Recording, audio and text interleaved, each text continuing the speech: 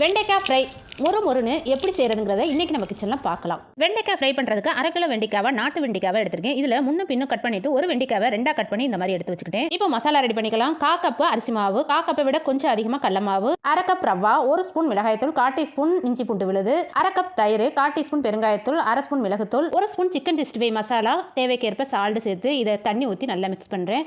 கொஞ்சம் கொஞ்சமாக தண்ணி ஊற்றிக்கலாம், ரொம்ப தண்ணி ஊற்றிடாம. இதில் ஃபுட் கலர் சேர்க்குறேன், உங்களுக்கு வேணும்னா சேர்த்துக்கோங்க, இல்லைனா ஸ்கிப் பண்ணிக்கலாம். இப்போ மசாலா ரெடி ஆயிடுச்சு. தண்ணி இல்லாமல் மசாலாவை ரெடி பண்ணிக்கோங்க.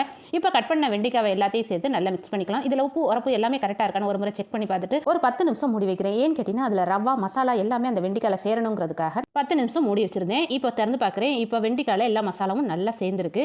இப்போ சூடான ஆயிலில் பொரிச்சு எடுக்கலாம். இதில் அடுப்பு மைல்டாக தான் இருக்கணும். ஆயில் ரொம்ப சூடாக இருந்தாக்கா கருகி போயிடும். மெதுவாக தான் இதை பொரிச்சு எடுக்கணும். ஏன்னாக்கா அந்த வெண்டைக்காய் அந்த மசாலாவோடு சேர்ந்து நல்லா கிறிஸ்பியாக இருக்கணும். அதனால கொஞ்சம் மெதுவாக தான் பொரிச்சு எடுக்கணும். இது ரசத்துக்கு, சாம்பார் சாதத்துக்கு இதுக்கெல்லாம் நல்லா சூப்பராக இருக்கும்.